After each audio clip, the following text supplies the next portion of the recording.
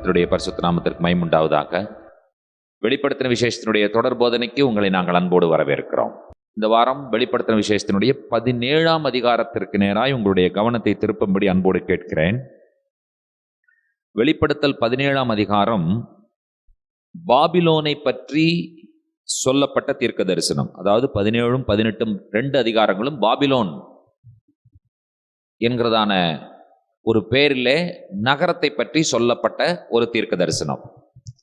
அதாவது இந்த 17ஆம் அதிகாரத்திலும் 18ஆம் அதிகாரத்திலும் பாபிலோனை பற்றி சொல்லப்பட்ட விஷயங்களிலே என்ன இருக்கிறது என்பதை நாம் பார்ப்பதற்கு முன்பாக பாபிலோனை பற்றி பழைய ஏற்பாட்டிலே வேதாகமம் சொல்லும் தீர்க்க தரிசனங்கள், பாபிலோனை பற்றிய காரியங்கள் என்ன என்பதை முதலாவது நாம் மெதுவாக படிக்க கேட்கலாம்.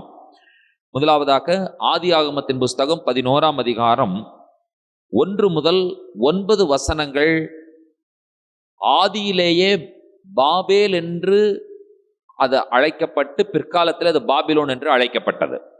முதலாவது அந்த வசனங்களை நாம் வாசிக்க கேட்கலாம். ஆதியாகமம் 11ஆம் அதிகாரம் 1 முதல் 9 வசனங்கள்.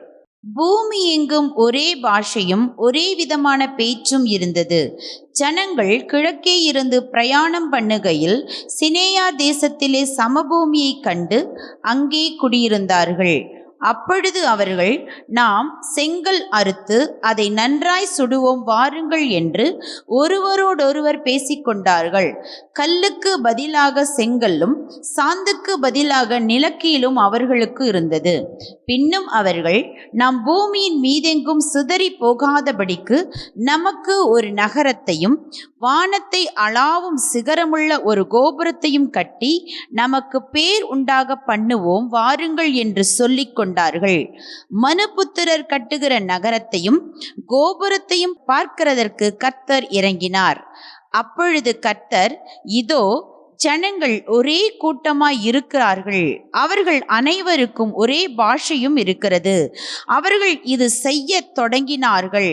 இப்பொழுதும் தாங்கள் செய்ய நினைத்தது ஒன்றும் தடைப்பட மாட்டாது என்று இருக்கிறார்கள். நாம் இறங்கி போய் ஒருவர் பேசுவதை மற்றொருவர் அறியாதபடிக்கு அங்கே அவர்கள் பாஷையை தாறுமாறாக்குவோம் என்றார். அப்படியே கர்த்தர் அவர்களை அவ்விடத்திலிருந்து பூமியின் மீதெங்கும் சிதறி போக பண்ணினார். அப்பொழுது நகரம் கட்டுகிறதை விட்டுவிட்டார்கள்.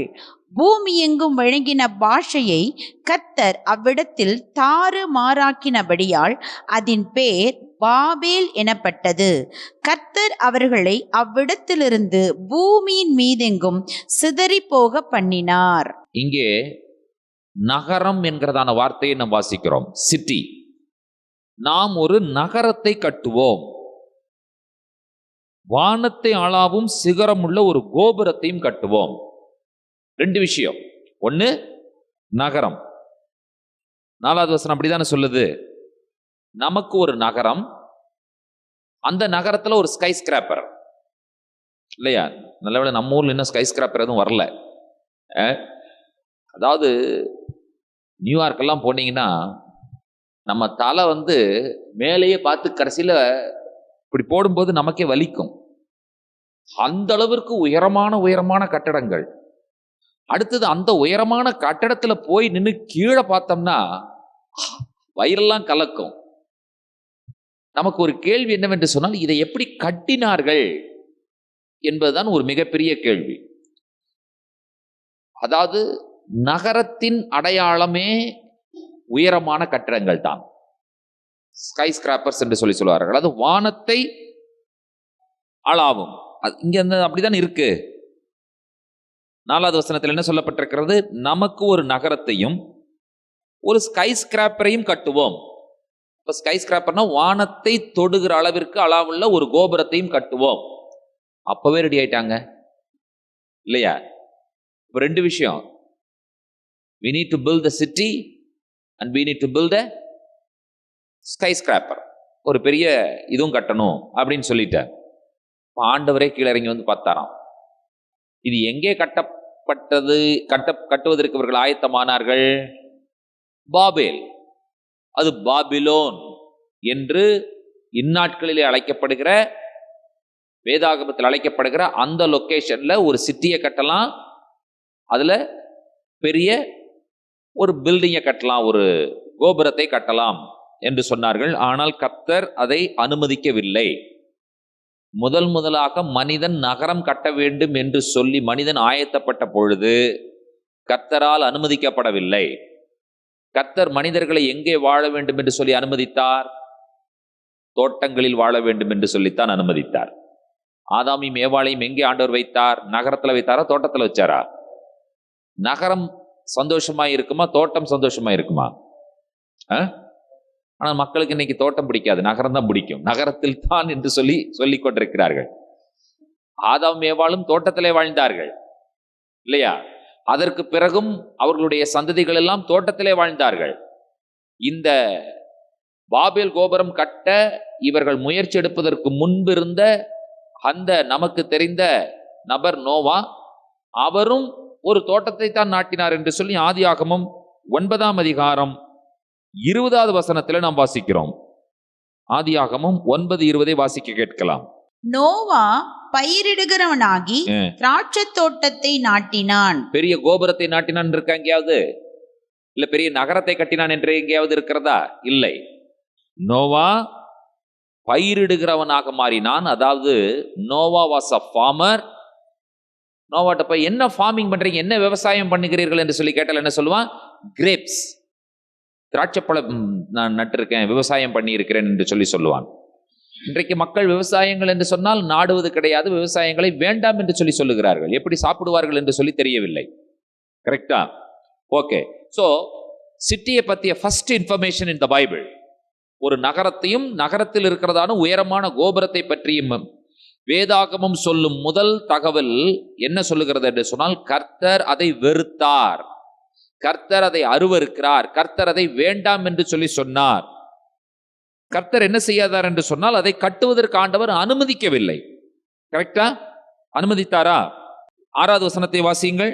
அப்பொழுது கர்த்தர், இதோ ஜனங்கள் ஒரே கூட்டமாய் இருக்கிறார்கள், அவர்கள் அனைவருக்கும் ஒரே பாஷையும் இருக்கிறது, அவர்கள் இதை செய்ய தொடங்கினார்கள், இப்பொழுதும் தாங்கள் செய்ய நினைத்தது ஒன்றும் தடைபட மாட்டாது என்று இருக்கிறார்கள். இப்பொழுது 8வது வசனத்தை வாசியுங்கள். அப்படியே கர்த்தர் அவர்களை அவ்விடத்திலிருந்து பூமியின் மீதெங்கும் சிதறி போக பண்ணினார். அப்பொழுது நகரம் கட்டுகிறதை விட்டு விட்டார்கள். எல்லாரும் சேர்ந்து சொல்லுவோம், அப்பொழுது நகரம் கட்டுகிறதை விட்டு விட்டார்கள்.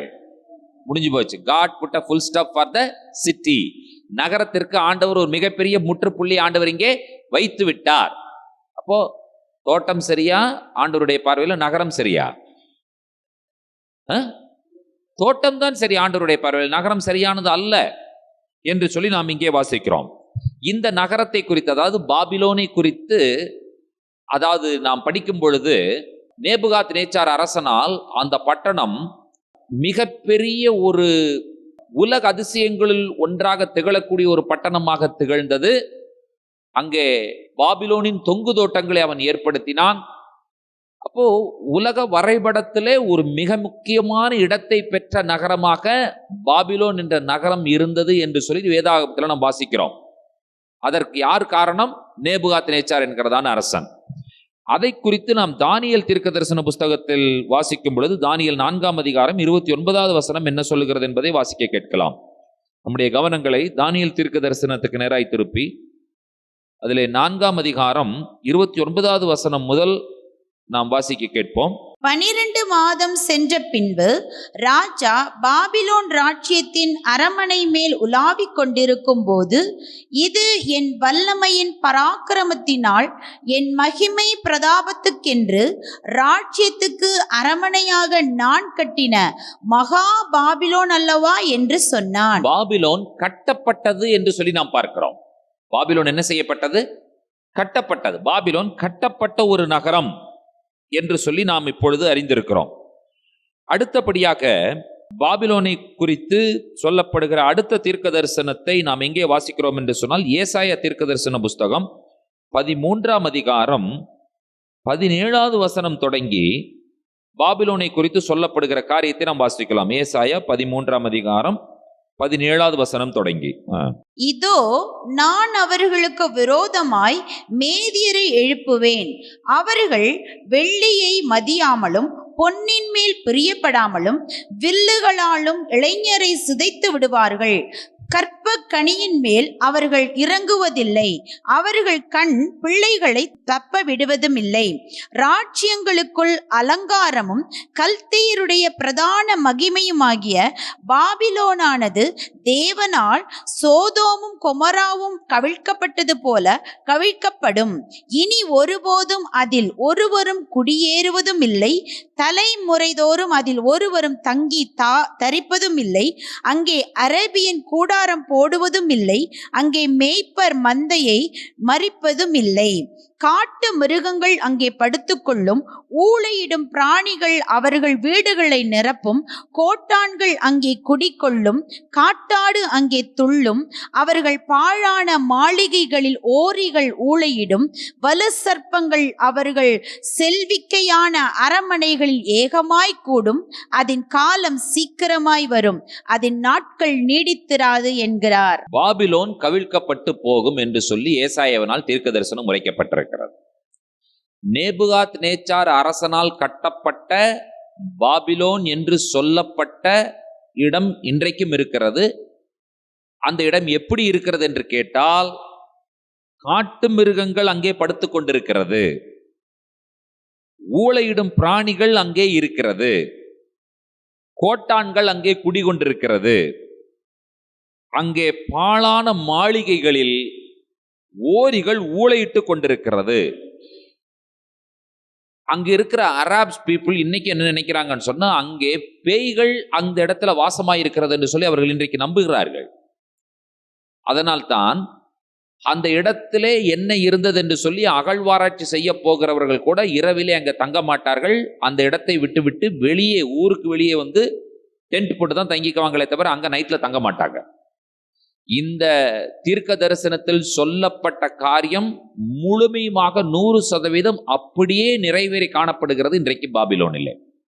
பாபிலோன் திரும்ப எழுப்பி கட்டப்படாது என்று சொன்ன தீர்க்க தரிசனம் நிச்சயமாய் நிறைவேறி கொண்டிருக்கிறது என்பதை நீங்கள் மறந்து விடாதீர்கள்.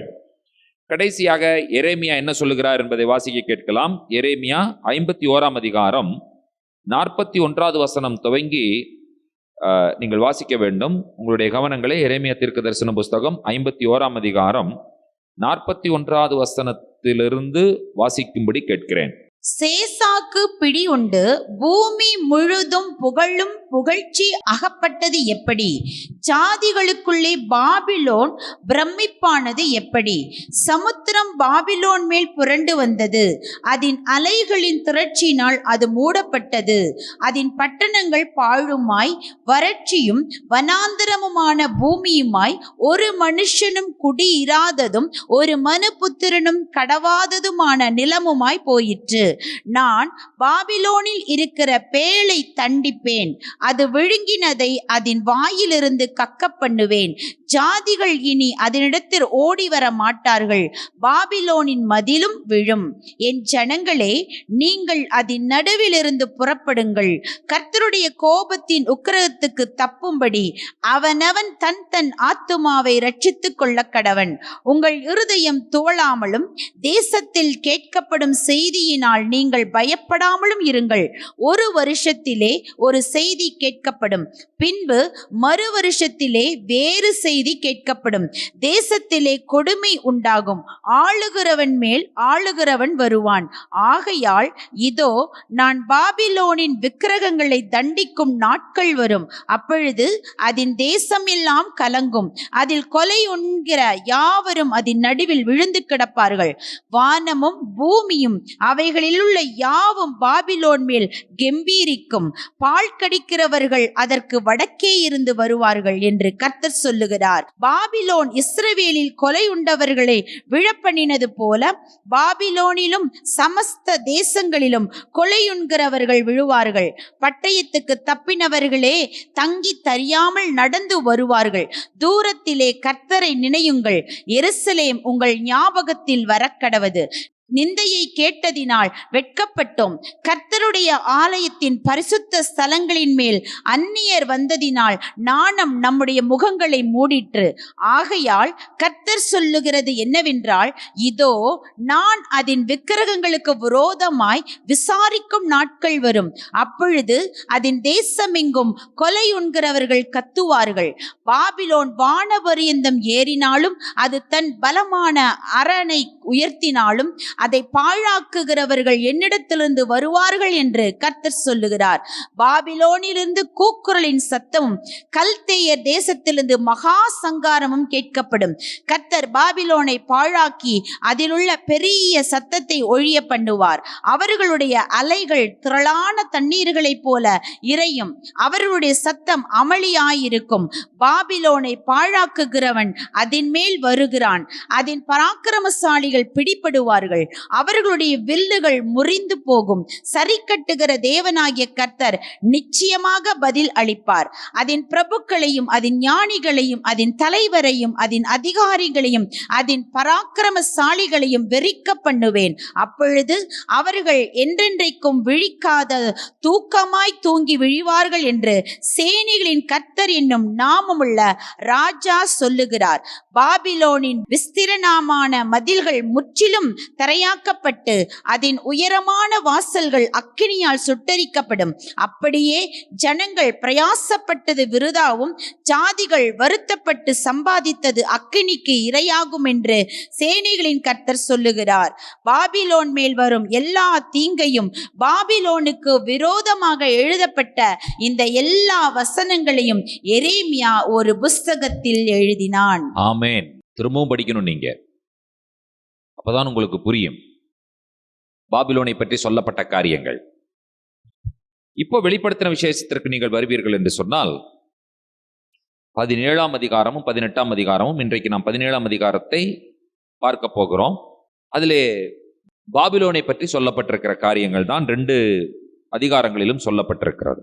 அதாவது முதலாவது 17ஆம் அதிகாரம் 1வது வசனத்தையும் 2வது வசனத்தையும் வாசிக்க கேட்கலாம். 7 கலசங்களை உடைய அந்த 7 தூதரில் ஒருவன் வந்து என்னோடே பேசி, நீ வா, திரளான தண்ணீர்கள் மேல் உட்கார்ந்திருக்கிற மகா வேசியோடே பூமியின் ராஜாக்கள் வேசித்தனம் பண்ணினார்களே, அவளுடைய வேசித்தனமாகிய மதுவால் பூமியின் குடிகளும் வெறிகொண்டிருந்தார்களே, அவளுக்கு வருகிற ஆக்கினையை உனக்கு காண்பிப்பேன் என்று சொல்லி, நீ வா, திரளான தண்ணீர்கள் மேல் உட்கார்ந்திருக்கிற மகாவேசி என்று சொல்லி. இப்போ இந்த திரளான தண்ணீர்கள் என்பதை யார் என்று சொல்லி நாம் எங்கே வாசிக்கிறோம் என்று சொன்னால் 15வது வசனத்துல வாசிக்கிறோம். 15வது வசனத்தை வாசியுங்கள். பின்னும் அவன் என்னை நோக்கி, அந்த வேசி உட்கார்ந்திருக்கிற தண்ணீர்களை கண்டாயே, அவைகள் ஜனங்களும் கூட்டங்களும் ஜாதிகளும் பாஷைக்காரருமாம். அதுதாங்க, எங்கதான் மக்கள் கூட்டம் கூட்டமாய் இருக்கிறார்கள் என்று சொன்னால் நகரத்தில் தான் கூட்டம் கூட்டமாய் இருக்கிறார்கள். அந்த திரளான தண்ணீரை அளக்க முடியாது இல்லையா? அந்த அளவிற்கு மக்கள் பெருக்கம் நிறைந்து காணப்படுகிறது. இது ஒரு நகரத்தை பற்றி சொல்லிக் கொண்டிருக்கிறது. இது ஏன் பாபிலோன் என்று சொல்லி குறிப்பிடப்பட்டு சொல்லப்பட்டிருக்கிறது என்று சொன்னால், பழைய ஏற்பாட்டிலே பாபிலோன் என்று சொன்னால் யூதர்களுக்கு என்ன புரியும் என்று சொன்னால், விக்கிரகாராதனை, அது மட்டும் கிடையாது, அங்கே வேசித்தனம், குடி, வெறி, மக்கள் தாறுமாறாக இஷ்டம் போல நடக்கிற அனுபவங்கள், இப்படிப்பட்ட விஷயங்கள் நடக்கிற இடம் பாபிலோன் என்று சொல்லி மக்களுக்கு புரியும் பழைய ஏற்பாட்டில். அதுவும் சிறப்பாக சொல்ல வேண்டும் என்று சொன்னால் யூதர்களுக்கு. ஆகினால ஒரு நகரம் என்று சொல்லி இங்கே சொல்லப்பட்டிருக்கிறது. Now we should imagine the city. இப்ப இந்த விஷயத்தை நீங்கள் படிக்கும் பொழுது உங்களுடைய எண்ணங்கள் எங்கே போகக்கூடாது என்று சொன்னால் பாபிலோனுக்கு போகக்கூடாது. ஏன் பாபிலோனுக்கு போகக்கூடாது என்று சொன்னால், பாபிலோன் திரும்ப எழுப்பி கட்டப்படாது என்று சொல்லி தீர்க்க தரிசனம் சொல்லி முடித்தாகிவிட்டது. அது இன்றைக்கு கட்டப்படுவதற்கு வாய்ப்பில்லை. பாபிலோன் என்று சொல்லப்படுவது உருவகமான ஒரு வார்த்தை. எதை அர்த்தப்படுத்துகிறது என்று சொன்னால், இக்காலத்தில் காணப்படுகிறதான நகரங்களை அதை அடையாளப்படுத்துகிறது. இன்னும் சொல்ல வேண்டும் என்று சொன்னால், இனியும் வரப்போகிற காலத்திலே உருவாக போகிறதான மிகப்பெரிய நகரங்களை அதை அடையாளப்படுத்துவதற்காக பாபிலோன் என்கிறதான வார்த்தையை உபயோகப்படுத்தி இருக்கிறான் யோவான். அதாவது யோவான் 17ஆம் அதிகாரத்தை நாம் படிக்கும் பொழுது நம்முடைய எண்ணம் எங்க போயிருக்கூடாதுன்னு சொன்னா ஆதி ஆகமத்திற்கோ அல்லது நேபுகாத் நேச்சாருக்கோ இல்லாவிட்டால் தானியேல் அல்லது ஏசாயா அல்லது எரேமியாவிற்கோ நம்முடைய கவனம் போகவே கூடாது. எத்தனை பேருக்கு நான் என்ன சொல்லிக் கொண்டிருக்கிறேன் என்பது புரிகிறது. அவர் பாபிலோன் என்கிற வார்த்தை உபயோகப்படுத்துவதற்கு என்ன காரணம் என்றால், ஆதியிலேயே ஜனங்களால் கட்டப்படலாம், கட்ட வேண்டும் என்று சொல்லி ஜனங்கள் எடுத்த முயற்சி, ஒரு பாபிலோன் என்கிற நகரம் கட்டப்பட வேண்டும். அடுத்தது நாம் தானியேல்ல வாசித்தோம், மிகப்பெரிய பாபிலோன் என்னால் கட்டப்பட்டது என்று சொல்லி நேபுகாத் நேச்சார் சொல்லுகிறார். கட்டப்பட்ட பாபிலோன் பாழாய் போகும் என்று சொல்லி ஏசாயாவும் சொல்லுகிறார், எரேமியாவும் மிக விரிவாக சொல்லுகிறார். ஏசாயாவினுடைய வார்த்தைகள் மிக சுருக்கமாக இருந்தாலும் இன்றைக்கும் அந்த காட்சியை நீங்கள் அங்கே போனால் பார்க்கலாம். ரொம்ப கஷ்டம், போறது கஷ்டம், ஆனால் போனால் நீங்கள் அந்த காட்சி இன்றைக்கும் நீங்கள் அங்கே பார்க்கலாம். அந்த பழைய பாபிலோன் இருந்த இடம் அவ்வளவு மோசமானதாக, நரிகளும் கோட்டான்களும் ஆந்தைகளும் அலறுகிற இடமாக, பெரிய பெரிய கட்டடங்கள் எல்லாம் சிதலடைந்து பாழடைந்து இன்றைக்கு வேதாகமத்தினுடைய தீர்க்க தரிசனம் அப்பட்டமாக நிறைவேறி இருக்கிறதை நீங்கள் பார்க்கலாம். அப்போ இந்த வெளிப்படுத்தல் என்று சொல்லும் பொழுது மொத்த வெளிப்படுத்தலையும் முதலாவது யோவான் எப்படி ஆரம்பிக்கிறார் என்பதை கவனிங்கள். வெளிப்படுத்தல் 1ஆம் அதிகாரத்திலே யோவானுடைய ஆரம்பம் என்ன என்று சொல்லி நீங்கள் படிக்கும் பொழுது 1ஆம் அதிகாரம் 1வது வசனத்தை வாசியுங்கள்.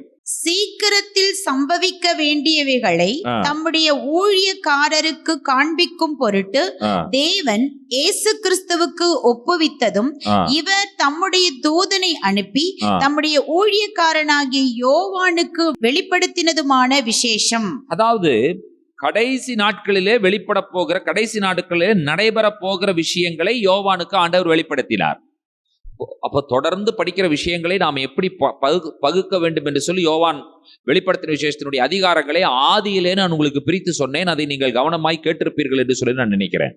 1ஆம் அதிகாரம், 2ஆம் அதிகாரம், 3ஆம் அதிகாரம் என்ன, 4லிருந்து அடுத்த அதிகாரங்கள் என்ன சொல்லப்பட்டிருக்கிறது என்கிற விஷயங்களை பகுத்து சொன்னதை நீங்கள் நிச்சயமாய் புரிந்திருப்பீர்கள். இப்போ இந்த விஷயம் 17ஆம் அதிகாரத்தில் சொல்லப்பட்ட விஷயம் என்னன்னு கேட்டீங்கன்னு சொன்னா, நகரத்தை பற்றி கர்த்தர் பேசிக் கொண்டிருக்கிறார். நகரம் என்றால் என்ன, அந்த நகரம் எப்படிப்பட்டதா இருக்கும், அந்த நகரத்தில் இருக்கிற மக்கள் எப்படிப்பட்டவர்களாய் இருப்பார்கள், அந்த நகரத்தை ஆண்டவர் என்ன செய்வார் என்கிற விஷயங்களை பற்றி சொல்லப்பட்டிருக்கிறது. இன்றைக்கு யாரானாலும் எங்க தான் மூவ் பண்ண வேண்டும் நினைக்கிறாங்கன்னு சொன்னா, let's move to the city என்று சொல்லி தான் நினைக்கிறார்கள். சிட்டிலையும் எங்க இருக்க வேண்டும் என்று சொல்லி நினைக்கிறாங்க, பிரைம் லொகேஷன்ல இருக்க வேண்டும் என்று சொல்லி நினைக்கிறார்கள். மக்களுடைய மனநிலை காரணம் எல்லாமே எளிதாக கிடைக்கிறது. இன்றைக்கு மக்களுக்கு 4G 5G எல்லாம் போய் 6G 7G இன்டர்நெட் வேண்டும் என்று சொல்லி நினைக்கிற அந்த ஸ்பீட்ல வந்துட்டாங்க. இவர்கள் நினைக்கிற அளவிற்கு அது ஸ்பீடா ஒர்க் பண்றது இல்லை அப்படிங்கிறாங்க. அடுத்தது மக்களுடைய மனநிலை பார்த்தீங்கன்னு சொன்னா, ஒரு விஷயத்தை முதல்ல யாவது 5 நிமிடம் கேட்கலாம் என்று இருந்து அடுத்தது 3 நிமிடம் கேட்கலாம் என்கிற மனநிலையிலிருந்து இன்றைக்கு ஒரே நிமிடம் தான், அந்த 60 செகண்ட்ஸ்குள்ள எந்த விஷயத்தை சொல்றையோ சொல்லிடு, அதற்கப்புறம் இருக்கிற விஷயத்தை கேட்பதற்கு நான் தயாரா இல்லை என்றாகிவிட்டது. மக்களுக்கு பார்த்தீங்கன்னு சொன்னா, அந்த பழையதுல நாட்டம் போவதே கிடையாது. புதிதாக ஏதாவது இருக்க வேண்டும் என்று சொல்லுகிற அந்த எண்ணங்களுக்குள்ளாக வந்து விட்டார்கள். நகரம் என்று சொல்லும் பொழுது இவர் குறிப்பிடுகிற விஷயம் என்னவென்று கேட்டால், இந்த காலகட்டங்களிலே ஒரு விஷயத்திற்கு நேராய் மக்கள் நகர்ந்து கொண்டிருக்கிறார்கள். எந்த விஷயத்துக்கு நேரான்னு கேட்டீங்கன்னு சொன்னா, பல மதங்கள் இருந்தாலும் அந்த மதங்கள் எல்லாம் ஒன்று சேர்த்த வேண்டும், ரிலீஜியஸ் ஹார்மனி கொண்டு வரணும், ஒவ்வொருவருக்கும் மத சகிப்புத்தன்மை தேவை, ரிலீஜியஸ் டாலரன்ஸ் தேவை. ஆகினால அதற்கு நேராக இன்றைக்கு மக்கள் நகர்ந்து கொண்டிருக்கிறார்கள். இது நகரத்தின் மூலமாக சாத்தியப்படுத்தலாம் என்று சொல்லி நினைக்கிறார்கள். அடுத்தது ஏதோ ஒரு நகரத்தை தலைமையிடமாக கொண்டு முழு உலகத்தையும் ஆட்சி செய்ய வேண்டும் என்று சொல்லி நினைக்கிறார்கள்.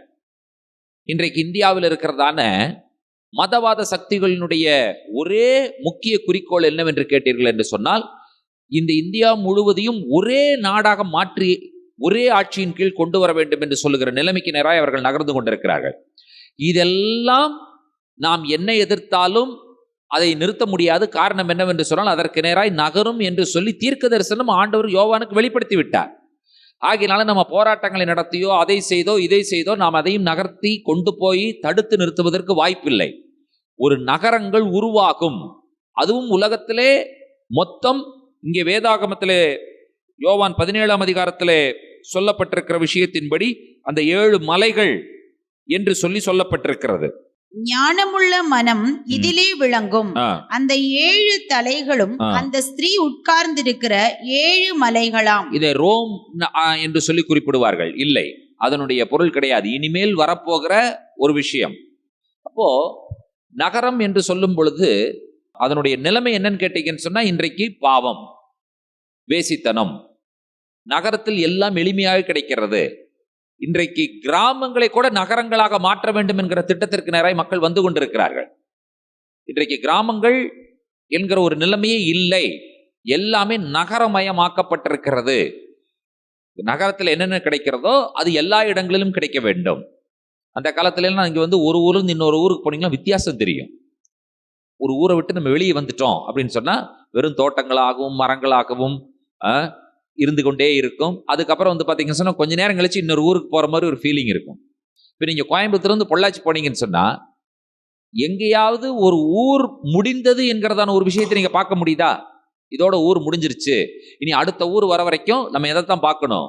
தோட்டங்களை பார்க்கலாம், பறவைகளை பார்க்கலாம், ஆடு மாடுகள் மேய்வதை பார்க்கலாம், மரங்களை பார்க்கலாம் என்கிற மாதிரி நிலைமை எங்காவது இருக்கா? இல்லவே இல்லை. சிட்டிக்கு டிஃப்ரெண்ட்டே கிடையாது. சிட்டி எங்கே முடியுது, அடுத்த சிட்டி எங்கே ஆரம்பிக்கிறது? கோயம்புத்தூர் எங்கே முடிகிறது, பொள்ளாச்சி எங்கே ஆரம்பிக்கிறது, பொள்ளாச்சி எங்கே முடிகிறது, உடுமலை எங்கே ஆரம்பிக்கிறது தெரியறதே கிடையாது. அந்த அளவிற்கு இன்றைக்கு என்ன ஆகுன்னு சொன்னால் மெர்ஜ் ஆயிட்டு வருது. எல்லாமே மெர்ஜ் ஆகி இன்றைக்கு சிட்டி என்கிற நிலைமையிலே கொண்டு வந்து விட்டு விட்டார்கள். சிட்டியில் கிடைக்கிற இன்டர்நெட், சிட்டியில் கிடைக்கிறதான மற்ற காரியங்கள், இவைகள் எல்லாம் மிக மோசமான காரியங்கள் என்று சொல்லி இங்கே வேத வசனம் சொல்லுகிறது.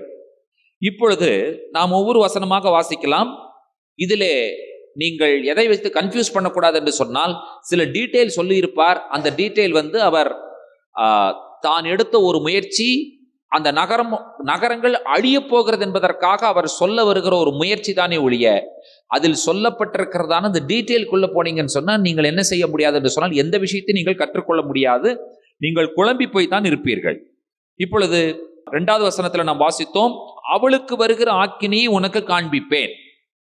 இப்ப இனி பார்க்க போகிற விஷயம் என்னன்னு கேட்டீங்கன்னு சொன்னா, பட்டணத்திற்கு வரப்போகிற ஆக்கினியை யார் பார்க்கிறார் என்று சொன்னால் யோவான் பார்க்கிறார். அந்த பார்க்கிற விஷயத்தை அவர் எழுத முயற்சிக்கிறார். அவர் பார்க்கிறது என்ன? கவனிங்கள், 3வது வசனம். ஆவிக்குள் என்னை வனாந்தரத்துக்கு கொண்டு போனான். அப்பொழுது 7 தலைகளையும் 10 கொம்புகளையும் உடையதும் தூஷணமான நாமங்களால் நிறைந்ததுமான சிவப்பு நிறமுள்ள மிருகத்தின் மேல் ஒரு ஸ்திரீ ஏறி இருக்க கண்டேன். இதை நீங்கள் வரைய முடியுமா? வரையவே முடியாது. இது ஒரு பிக்சர் வரைங்கன்னு ஒரு ஆர்டிஸ்ட கொடுத்து பாருங்க, அவர் திணறுவார். என்ன விஷயம் அப்படின்னு கேட்டீங்கன்னு சொன்னா, ஒரு மிருகம் இருக்கிறது. அந்த மிருகத்தினுடைய கலர் வந்து ரெட். அந்த மிருகத்தினுடைய கலர் என்ன? ரெட். அதாவது நல்ல ரெட் கலர்ல ஏதாவது மிருகம் நீங்க இன்னைக்கு வரைக்கும் பார்த்திருக்கீங்களா? நல்ல டார்க், நல்ல பியூர் ரெட்ல ஏதாவது மிருகம் இருக்கா?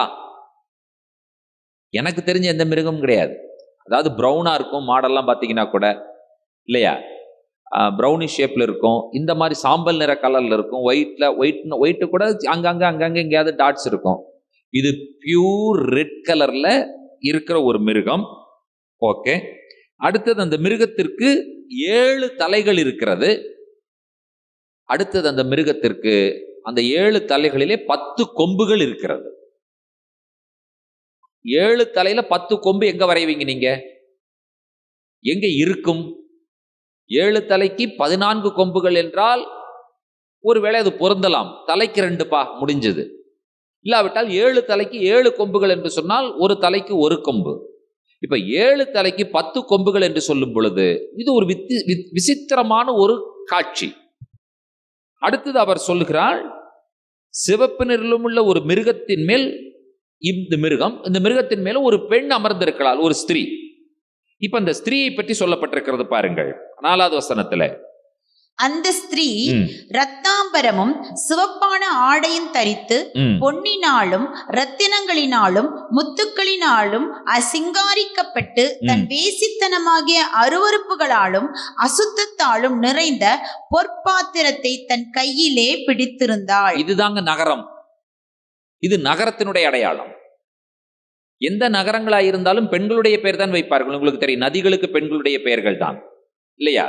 சிட்டினாலே அது யாருடைய பெயரில் அழைக்கப்படுகிறது என்று சொன்னால் பெண்களுடைய பெயர்களில் அது அழைக்கப்படுகிறது. சரி, பெண்களுடைய பெயரிலோ ஆண்களுடைய பெயரிலோ அதை பற்றி நாம் கவலைப்பட வேண்டியதில்லை. ஆனால் இங்கே கொடுக்கப்பட்ட இந்த டிஸ்கிரிப்ஷன், இந்த விவரங்கள், ஒரு ஸ்திரீ என்று சொன்னால் ஒரு நகரம்.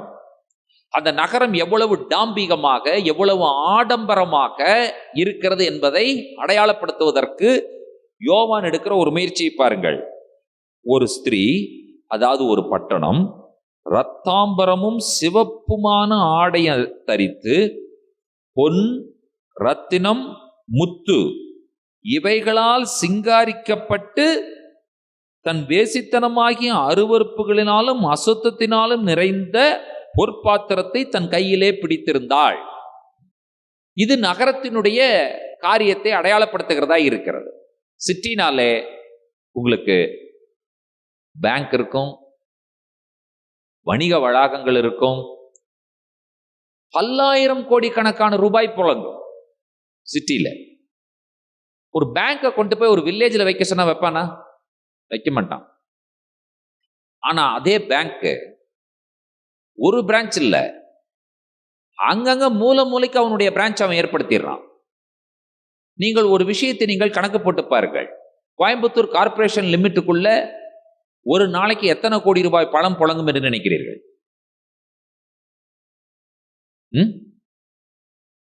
சொல்ல முடியுமா?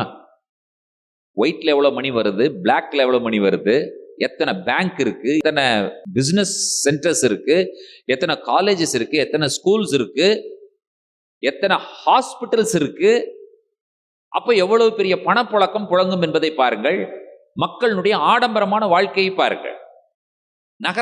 நகரத்துல நீங்கள் நின்று கொண்டிருந்தால், மெட்ரோபாலிட்டன் சிட்டியெல்லாம் போய் நின்னீங்கன்னு சொன்னா விலை உயர்ந்த கார்களுடைய அணிவகுப்புகளை நீங்கள் பார்க்கலாம். மினிமம் 10 லட்சம் ரூபாயில ஸ்டார்ட் பண்ணுது. அது ஒன்றுமே கிடையாது. இன்றைக்கு 10 lakhsல ஸ்டார்ட் பண்ற காருங்கிறது தட் இஸ் நத்திங். 25 லட்சம், 50 லட்சம், 1 கோடி, 1.5 கோடி, 2 கோடி கார்கள், இன்னும் ரோல்ஸ் ராய்ஸ் போன்ற கார்கள். ஒரு முறை நான் சுங்கத்துல இந்த ரவுண்டானால நின்று இருக்கேன். அப்ப பாலம் கட்டல. திடீர்னு பாத்தீங்கன்னு சொன்னா ஒரு அழகான கிரீன் கலர்ல ஒரு கார் வந்துச்சு. இவ்வளவு பெரிய கார் அழகா வருது அப்படின்னு பார்த்தா, திடீர்னு பார்த்தா அது Rolls Royce car. First time என்னோட லைஃப்ல நான் பார்த்தேன்.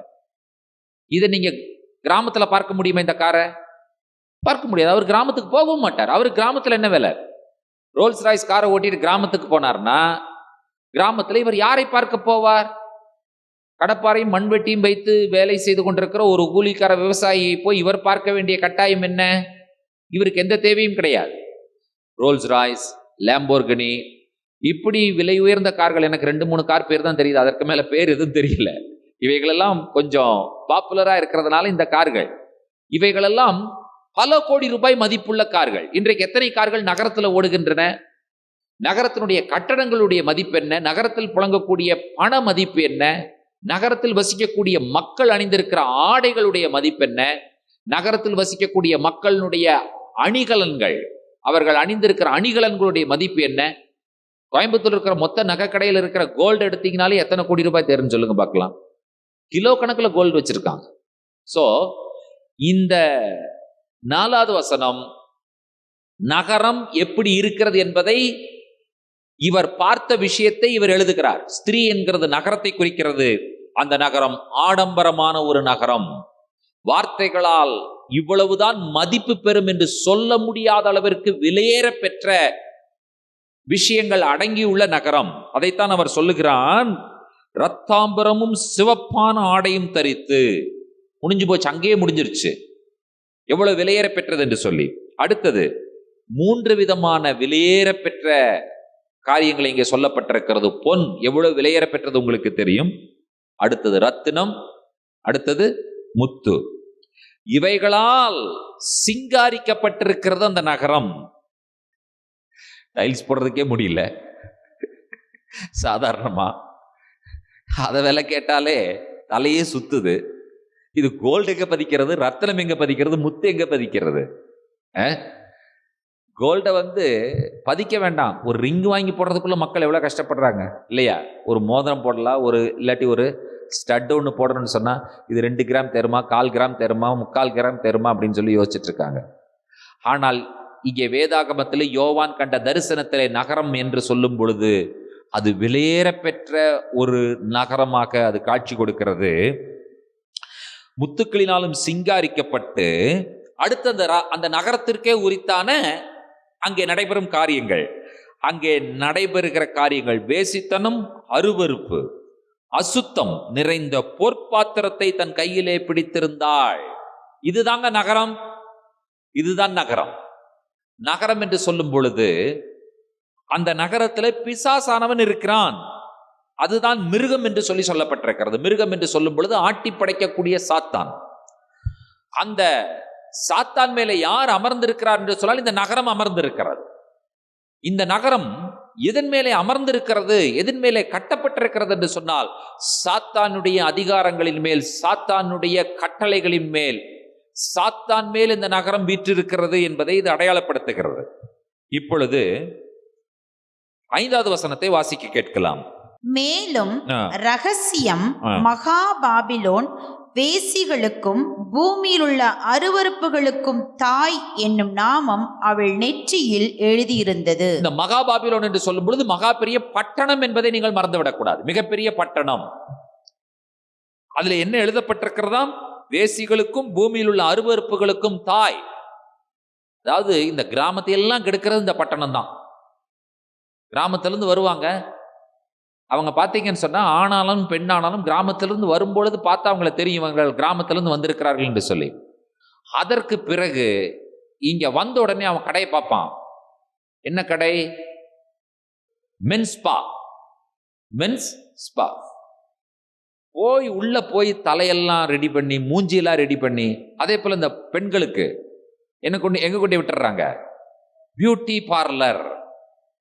அதற்கப்புறம் அந்த கிராமத்து பிள்ளையே கிடையாது. அது முடியெல்லாம் கத்திரிச்சு விட்டு, அதை வேற சுருட்டி விட்டதும் இல்லாமல் சில பார்த்தா ஒரு நாள் சுருட்டி விட்டு, ஒரு நாள் நீட்டி விட்டு, அது டிசைன் டிசைனா மாற்றி அந்த பெண்களையே பார்த்தீங்கன்னு சொன்னா மிக நவநாகரிகமாக மாற்றி விடுகிறது பட்டணம். அப்ப இவன் பார்க்கறான், நம்ம இனிமேல் இப்படி இருக்கக்கூடாது என்று சொல்லி அவனுடைய ஆடைகள் மாற்றப்படுகிறது, அவனுடைய அலங்காரங்கள் மாற்றப்படுகிறது, அவனுடைய தோற்றம் மாற்றப்படுகிறது. இது ஆண் பெண் இருபாலருக்கும் பொருந்தக்கூடியதாய் இருக்கிறது. அதைத்தான் இங்கே சொல்லப்பட்டிருக்கிறது. அவள் மகாபாபிலோன் வேசிகளுக்கும் பூமியில் உள்ள அருவருப்புகளுக்கும் தாய். இவைகளெல்லாம் அருவருப்புகள் என்று சொல்லி தெரிவது கிடையாது. இன்றைக்கு மக்களுடைய பழக்க வழக்கங்கள் என்று பார்த்தீங்கன்னு சொன்னா, ஆதியில காலையில் எந்திரிச்சதும் குளிச்சுட்டு கொஞ்சம் எண்ணெய் வைப்பாங்க தலையில. இப்ப எண்ணெய் வைக்கிற பழக்கம் யாருக்கும் கிடையாது. கேட்ட என்ன சொல்றது? மூஞ்சியெல்லாம் எண்ணெய் வடியுது அப்படிங்கிறாங்க. முகக்கலை உண்டு பண்ணும் எண்ணெய் என்று சொல்லி வேதாந்தம் சொல்லுது. இன்னைக்கு யாராவது எண்ணெய் வைக்கிற ஆளத்தால பாக்குறீங்களா நீங்க? கிடையவே கிடையாது. எண்ணெயே கிடையாது. அந்த காலத்துல வீட்டுல தேங்காய் எண்ணெய் வாங்கி வச்சிருப்பாங்க. எதற்கு? தலைக்கு தேய்க்கிறதுக்கு கொஞ்சம் தேங்காய் எண்ணெய் வச்சுக்கணும் அப்படின்னு சொல்லும் பொழுது. இன்னைக்கு யார் எண்ணெய் தேய்க்கிறா?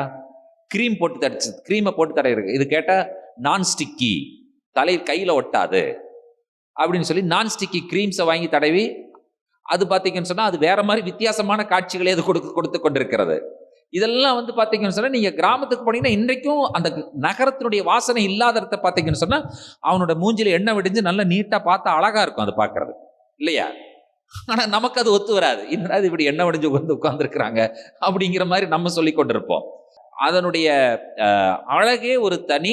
அது மட்டுமல்ல, அதில் இருக்கிற ஆரோக்கியமும் தனி. கிரீம்ல ஆரோக்கியம் இருக்கா? ஆண்டவர் உண்டாக்கணும் ஆயில் ஆரோக்கியம் இருக்குன்னு நினைக்கிறீங்களா நீங்க? ஆமா.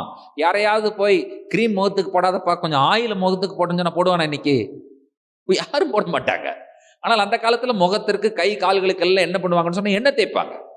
கொஞ்சம் எண்ணெய் எடுத்தாங்கன்னு சொன்னா தலைக்கு தேய்ப்பாங்க. எண்ணெய் எடுத்து அதுக்கப்புறம் முகத்துக்கு தேய்ப்பார்கள். அதற்கப்புறம் கை கால்களுக்கு எல்லாம் எண்ணெய் தேய்ச்சு, கீழே வரைக்கும் எண்ணெய் தேய்ச்சி, சொட்டை இல்லாமல் எண்ணெய் தேய்ப்பாங்க. எங்க பாட்டியெல்லாம் உட்காந்து, ஏய் காலுக்கு சொட்டை இருக்குது எண்ணெய்க்கு நல்லா போடு தேய் அப்படின்னு சொல்லி, அதுக்கப்புறம் எங்க பாட்டி சொல்லுவாங்க, பாரு மரத்துல இருந்து தேங்காய் போட்டு எண்ணெய் ஆட்டி வச்சிருக்கிறேன் நான், ஆகினால இந்த எண்ணெய் எடுத்து தேய். எங்க அப்பாவுக்குன்னா நல்லெண்ணெய் தான் மெயின். எங்க அப்பாவுக்கு எந்த எண்ணெய் இருக்குதோ தெரியாது, ஆனா நல்லெண்ணெய் எங்க அப்பாவுக்கு கண்டிப்பா வேணும். எடுத்ததுமே காலையில குளிச்சுட்டு நல்லெண்ணெய் தேய்ச்சிருவார் தலையில. அதற்கப்புறம் எங்களையும் கூப்பிட்டு நல்லெண்ணெய் தேய்ன்னு சொல்லி நல்லெண்ணெய் தலையில் தேய்ச்சி விடுவார் எங்க அப்பா. கை கால்களுக்கெல்லாம் தேய்ச்சி விடுவார். ஆனா இப்ப இருக்கிறவங்களுக்கு நல்லெண்ணெயும் இல்லை, கடலெண்ணெயும் கிடையாது, விளக்கெண்ணையும் கிடையாது. எல்லாம் இந்த கிரீம் அந்த கிரீம், இதை போடு அதை போடு. நகரத்தை நோக்கி மக்களுடைய மூவ் இருந்துட்டு இருக்கு. இன்னைக்கு மிகப்பெரிய பிசினஸ் அது. இன்னைக்கு இந்தியாவில் இருக்கிற பெண்கள் கிரீம்களை வாங்குவார்கள் என்று சொல்லி இந்தியாவை ஒரு மிகப்பெரிய சந்தையாக இன்றைக்கு உலக நாடுகள் நினைத்து எல்லாத்தையும் கொண்டு வந்து இங்க இறக்கணும். அதற்கு அவன் வச்ச விஷயம் என்ன தெரியுமா? உலக அழகி போட்டி நடத்து, அது இந்தியாவில் நடத்து. அது உலக அழகியா இந்தியாவில் அசிங்கமா இருக்கிற பிள்ளைய தேர்ந்தெடு. இப்ப என்ன பண்றது? அப்பா இந்த பிள்ளையவே உலக அழகியா தேர்ந்தெடுத்தான்னு சொன்னா அடுத்த விளம்பரத்துக்கு வருவா. அந்த அசிங்கமான முகத்தோடு கூட அவன் விளம்பரத்துக்கு வந்து, நான் இதை போட்டேன், எனக்கு இது இப்படி மாறினது, நான் உலக அழகி ஆனேன், வேலை முடிஞ்சது. இப்ப நம்மால் பொம்பளை எல்லாம் எப்படியாவது நம்மளும் உலக அழகி ஆக வேண்டும் சொல்லி போய் அந்த கிரீமை வாங்குவான் பாருங்க. கிரீம் காரன் எங்கேயோ போயிடுவான். $1 பில்லியன் அவனுடைய ஷேர் மார்க்கெட் ஏறி அவன் எங்கேயோ போயிடுவான். ஆனால் இதெல்லாம் நம்ம மக்களுக்கு புரியவே புரியாது. இது விளம்பர வியாபார யுக்தி. இது எப்படி ஆகிலும் இது மக்கள் இடத்துல கொண்டு போய் சேர்த்த வேண்டும். ஆனா போய் ஒரு 100 மில்லிக்கு ஒரு தேங்காய் எண்ணெய் வாங்கி தலையில் தேய்க்கும் பொழுது அதுல ஆரோக்கியம் இருக்கிறது, அதுல சௌக்கியம் இருக்கிறது. அது உடலுக்கு மிக மிகப்பெரிய ஒரு சௌக்கியத்தை கொடுப்பதும் இல்ல, முக கலை உண்டு பண்ணுகிறதுன்னு கேட்டா இல்லப்பா. இதுல விட்டமின் இ இருக்குதும்பா, விட்டமின் டி இருக்குதும்பா, விட்டமின் EE+ இருக்குதும்பா. அதை போய் படிச்சு பாருங்க, அத்தனை விஷயம் இருக்குதுன்னு சொல்லுவான். இதெல்லாம் தான் இங்க சொல்லப்பட்டிருக்கிறது. நீங்கள் ஏதோ நினைக்கலாம், இதெல்லாம் இங்கே சொல்லப்பட்டிருக்கிற விஷயங்கள். மகாபாபிலோன் வேசிகளுக்கும் பூமியில் உள்ள அருவருப்புகளுக்கும் தாய்.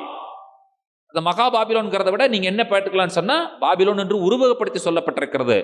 மகாநகரம், the great cities, metropolitan cities, cosmopolitan cities. இப்போ அடுத்தது அந்த ஸ்திரீ, அந்த பாபிலோன் அல்லது அந்த நகரம் செய்கிற விஷயத்தை பாருங்கள்.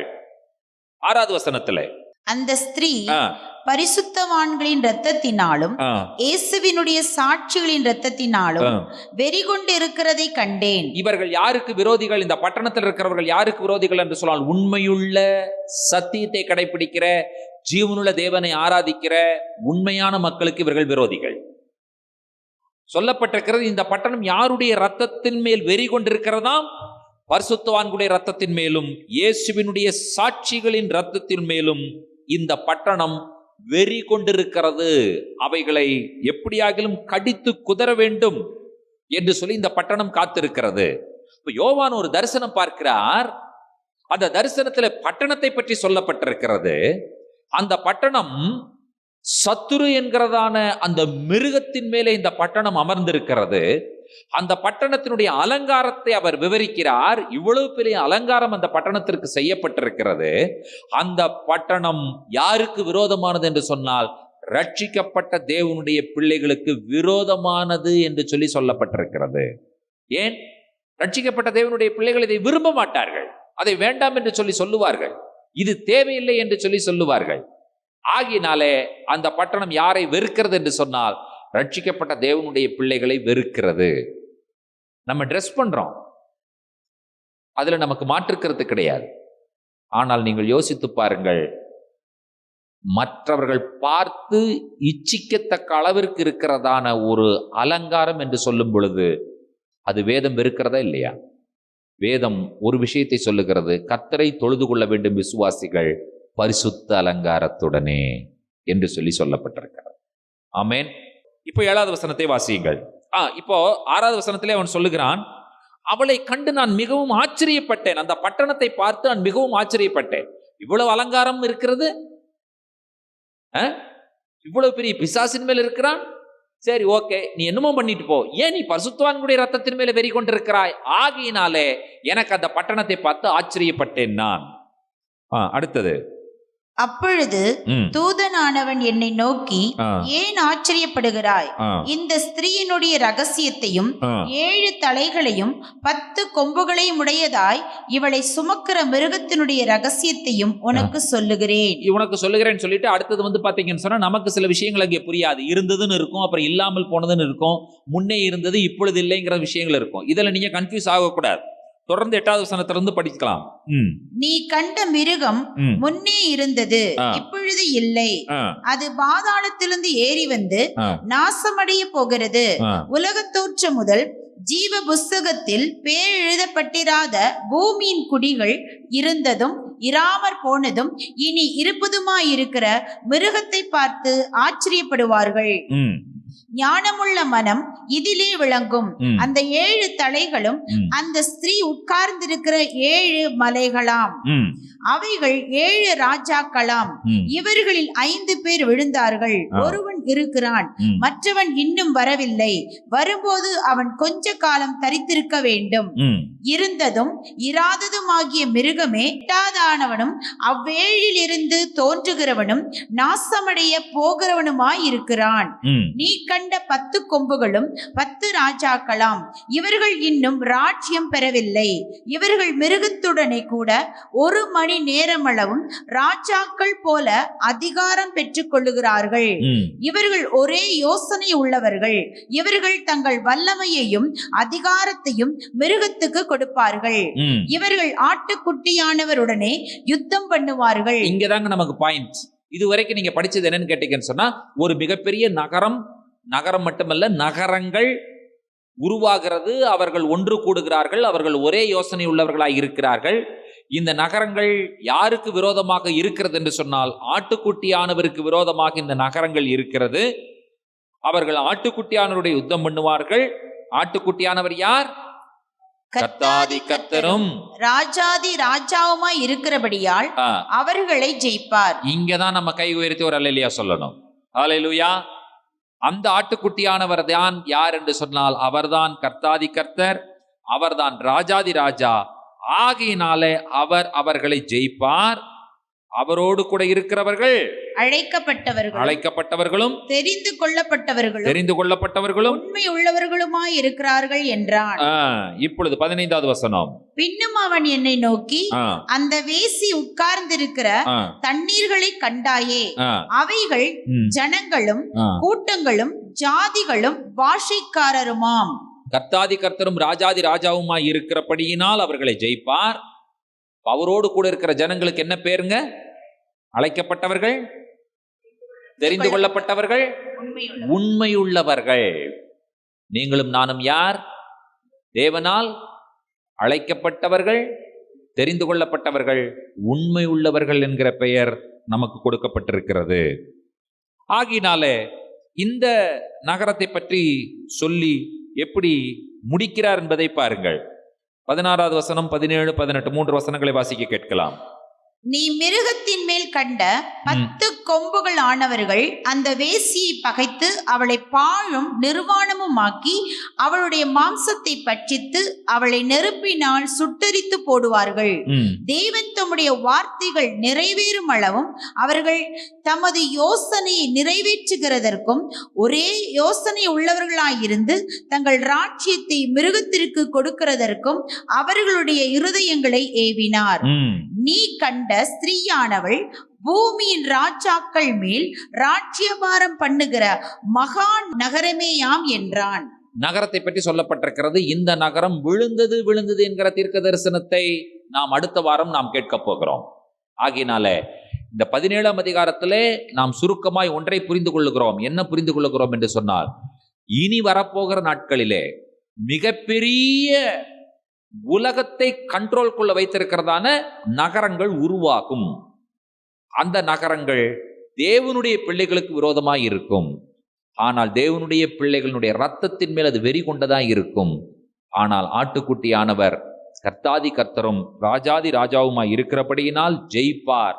அவரோடு கூட இருக்கிறவர்கள் அழைக்கப்பட்டவர்கள், தெரிந்து கொள்ளப்பட்டவர்கள், உண்மை உள்ளவர்கள். இந்த வசனம் நமக்கு சந்தோஷத்தை தருகிறது. இந்த விஷயம் நமக்கு ஆறுதலை தருகிறதா இருக்கிறது. ஆகினால பட்டணத்தில் இருக்கலாமா வேண்டாமா என்கிற கேள்விக்கு நான் பதில் சொல்ல வரவில்லை. ஆனால் பட்டணத்தோடு கூட ஒத்து போக வேண்டாம் என்கிற விஷயத்திலே நீங்கள் உண்மை உள்ளவர்களாயிருங்கள். இங்கே சொல்லப்பட்டிருக்கிறது, என்ன சொல்லப்பட்டிருக்கிறது? அந்த ஸ்திரீ பரிசுத்தவான்களுடைய ரத்தத்தினாலும் இயேசுவினுடைய சாட்சிகளின் ரத்தத்தினாலும் வெறி கொண்டிருக்கிறாள். அப்போ பட்டணத்துல பரிசுத்தவான்கள் இருந்தார்கள், கர்த்தருடைய சாட்சியை காத்து கொண்டிருக்கிற விசுவாசிகள் இருந்தார்கள். ஆனால் அவர்களால் என்ன செய்ய முடியவில்லை என்று சொன்னால், பட்டணத்தோடு ஒத்துப்போகிற ஒரு வாழ்க்கை அவர்கள் வாழவில்லை. பட்டணம் என்று சொல்லுகிற விஷயம், சிட்டி, அது என்றைக்குமே ஒரு டேஞ்சரான ஒரு விஷயம்தான். மக்களுக்கு எல்லாம் எளிமையாக கிடைக்கக்கூடிய விஷயங்கள் எங்கேதான் இருக்கிறது என்று சொன்னால் பட்டணங்களில் இருக்கிறது. மக்கள் இன்றைக்கு அதை நாடுகிறார்கள், தேடுகிறார்கள். எப்படியாகிலும் கர்த்தருடைய பிள்ளைகளை அழித்து விட வேண்டும் என்று சொல்லி நினைக்கிறார்கள். ஆனால் கர்த்தர், கர்த்தாதி கர்த்தரும் ராஜாதி ராஜாவுமாய் நம்முடைய இயேசு கிறிஸ்து இருக்கிறபடியினால் அவர்களை ஜெயிப்பார். அவரோடு கூட இருக்கிறவர்களுக்கு பேர் என்ன? அழைக்கப்பட்டவர்கள், தெரிந்து கொள்ளப்பட்டவர்கள், உண்மையுள்ளவர்கள். நீங்களும் நானும் அழைக்கப்பட்டவர்கள், தெரிந்து கொள்ளப்பட்டவர்கள், உண்மையுள்ளவர்கள், ஜெயம் எடுப்பவர்கள். அல்லேலூயா. கண்களை மூடி ஜெபிப்போம். இரக்கத்தில் ஐஸ்வர்யமுள்ள எங்கள் அன்பின் ஆண்டவரே, ஆசீர்வதிக்கப்பட்ட மாலை பொழுதையும் உடைய கரத்தில் நாங்கள் ஒப்பு கொடுத்து ஜெபிக்கிறோம். பரிசுத்தவான்களுடைய ரத்தத்தின் மேலும் கர்த்தாவே அவருடைய சாட்சிகளின் மேலும் வெறி கொண்டிருக்கிற இந்த பட்டணத்தை நாங்கள் இன்றைக்கு தியானித்தோம். கடைசியில் எங்களுக்கு ஆறுதல் தருகிற விஷயம், ஆண்டவரே, ஆட்டுக்குட்டியானவர் ஜெயிப்பார், அவர் ராஜாதி ராஜாவும் கர்த்தாதி கர்த்தருமாய் இருக்கிறார். அந்த ஜெயம் எங்களையும் சேருகிறது. அவரோடு கூட இருக்கிறவர்களாகிய எங்களுக்கு அழைக்கப்பட்டவர்கள் என்றும் தெரிந்து கொள்ளப்பட்டவர்கள் என்றும் உண்மையுள்ளவர்கள் என்றும் பேர் இருக்கிறது. அதற்காய் நாங்கள் உமக்கு நன்றிகளை சொல்லுகிறோம், துதிகளை சொல்லுகிறோம், ஸ்தோத்திரங்களை சொல்லுகிறோம். ராஜா தகப்பனே, கர்த்தாவே, எந்த நிலையிலும் ஆண்டவரே நீர் எங்களை கைவிடாத தேவன், எங்களோடு கூட இருந்து எங்களை வழிநடத்துகிற தேவனாயிருக்கிறீர். வசனங்களை கேட்டுக்கொண்டிருக்கிற ஒவ்வொரு பிள்ளைகள் மேலும் தேவனுடைய கிருபையும் இரக்கமும் அனுகிரகமும் ஆசீர்வாதமும் இருக்க வேண்டும் என்று சொல்லி ஒப்பு கொடுத்து ஜெபிக்கிறோம். எல்லா துதியும் கனவுமை உமக்கு எடுக்கிறோம். இயேசு கிறிஸ்துவின் வல்லமுள்ள நாமத்தில் வேண்டிக் கொள்ளுகிறோம் பிதாவே, ஆமென். நம்முடைய கர்த்தராகிய இயேசு கிறிஸ்துவின் கிருபையும் பிதாவாகி தேவனுடைய அன்பும் பரிசுத்த தேவாவியானவருடைய அந்யோன்ய ஐக்கியமும் சிநேகமும் நம்மனோடும் கூட கர்த்தருடைய வருகை பரியந்தம் நீடித்து நிலைத்திருப்பதாக. ஆமென். என் ஆத்துமாவே கர்த்தரை ஸ்தோத்திரி, என் முழு உள்ளவனுடைய பரிசுத்த நாமத்தை ஸ்தோத்திரி. என் ஆத்துமாவே கர்த்தரை ஸ்தோத்திரி, கர்த்தர் செய்த சகல உபகாரங்களையும் மறவாதே. ஆமென், ஆமென், ஆமென். ஹல்லேலூயா. Praise the Lord. God bless you. Praise the Lord.